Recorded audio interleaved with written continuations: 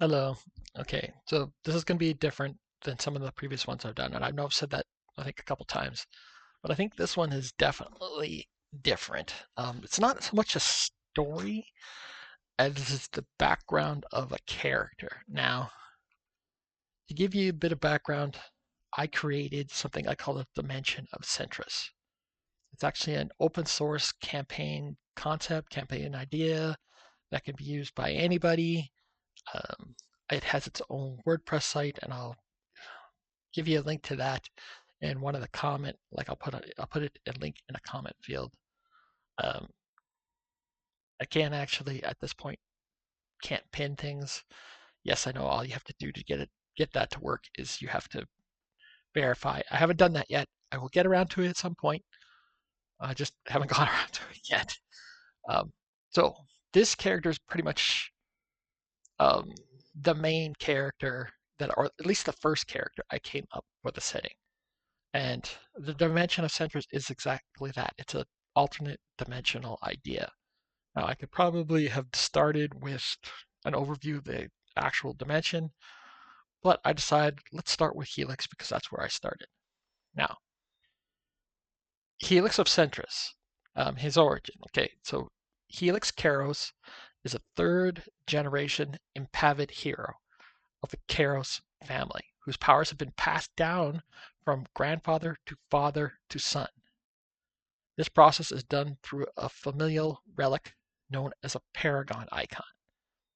He is a primary character for the Dimension of Centras setting, originating from the solar realm known as Zonal, Z A no Zhaunal, Zonal. Helix's home world is the sixth planet of the system, which is known as Anuthra, Anuthra. He was born and raised in the city known as Utria, Utria, the Shimmering City.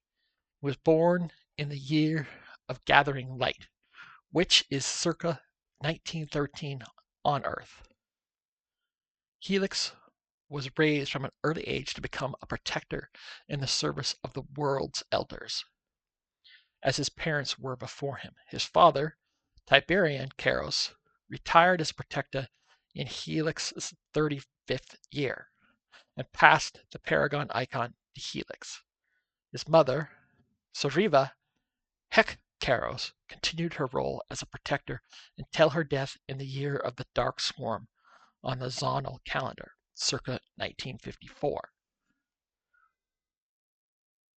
Helix continued to serve the world's elders and battled such archvillains as Hellion from the Hell Realm and the Alpha Titans from Earth Alpha. He fought alongside his sister, Argent Keros, who inherited their mother's paragon icon, as well as the alien hero known as Shadowstar. He also befriended and traveled with the oddball man known as the High Hunter. In Helix's 47th year, circa 1960, he met a group of dimensional travelers, the Evernauts, who had somehow managed to get trapped in the dimension of the void. At first, he thought they were invaders from Earth Alpha, but after a pitched battle where they fought alongside the Nuthrians against the tyrants of Vregos, he accepted them as allies and friends. This bond of friendship became a great affection for the unassuming lady who would become known throughout Centras as Lady Jenna. This bond was strengthened after Argent's death at the hand of Hellion. Before she died, Argent Keros passed her paragon icon to Lady Jenna, forever binding her to House Keros. Now, I'd mentioned that um, in Helix's 35th year, his father passed the paragon icon to Helix. Well, denizens of the Dimension of Centras live longer than humans do, and Zonals in particular tend to live longer than most. 35 years of age in that realm would be considered to be equivalent to 21 years of age on Earth. Now, abilities. Helix has 3 key powers while he's in the Dimension of Centras. like he's density, flight, and Herculean strength.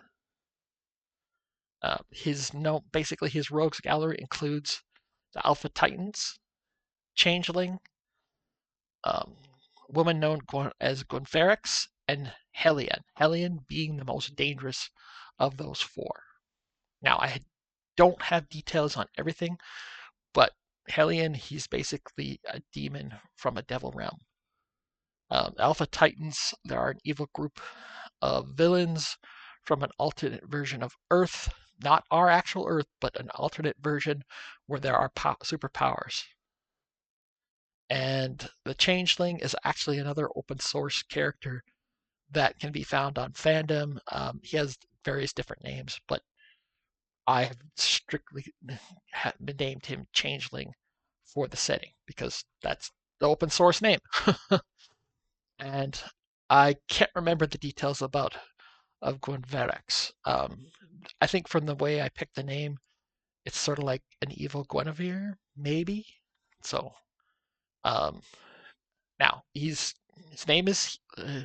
I just have other details regarding the character, but it's just his real name. Of course, is Helix Heros. He has no aliases. It's created by me, and his first appearance is actually only his first online appearance. The character, I've not created any comic books or anything like that. I haven't even created any fiction yet for this character. But I first posted the character on DeviantArt in 2016, and it now exists on the WordPress site. I just felt I needed to have a site specific for it. Now there probably were some details in there. You're probably asking questions like, okay, well, what the hell is an Impavid hero?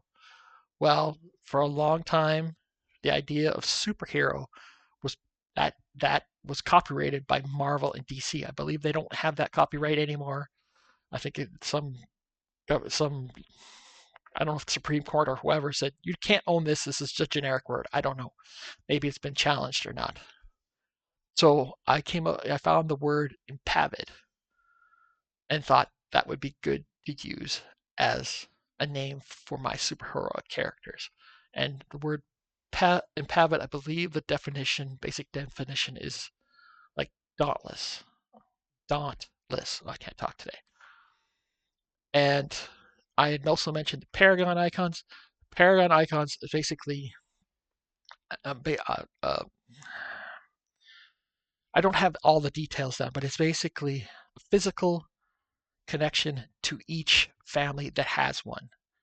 And when it is passed down through the generations, that means that certain powers that a parent had, are passed to the child. But it doesn't always work 100% well, like 100% that way.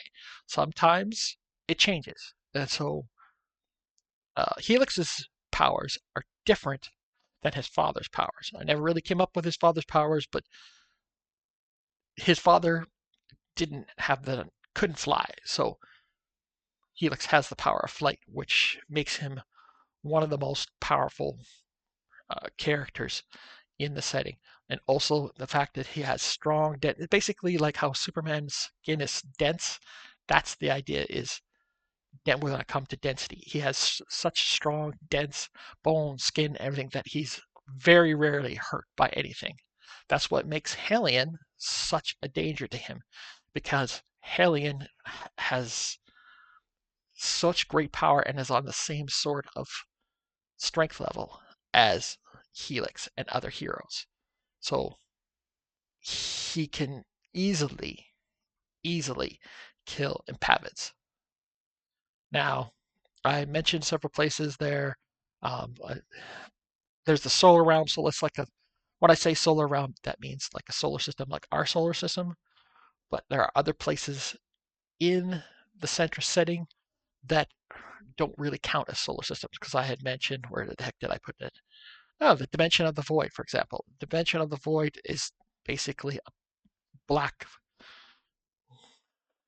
I wouldn't say it's completely starless, but the stars. I can't talk. The stars always seem distant, and there are very few places where you can find life. And most of the life that exists solely in the depths of the void. Basically, a type of space where I think I had. If anybody knows what Spelljammer is, like that, but not really. It's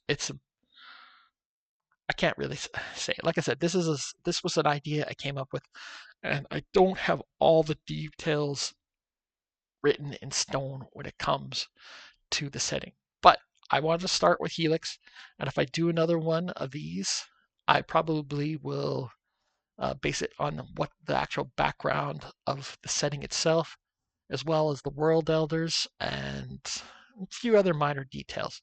But I wanted to get this one shot, and I hope everybody likes this. If you feel you want to berate me for not being really ready to tell this story or tell this character's background, okay.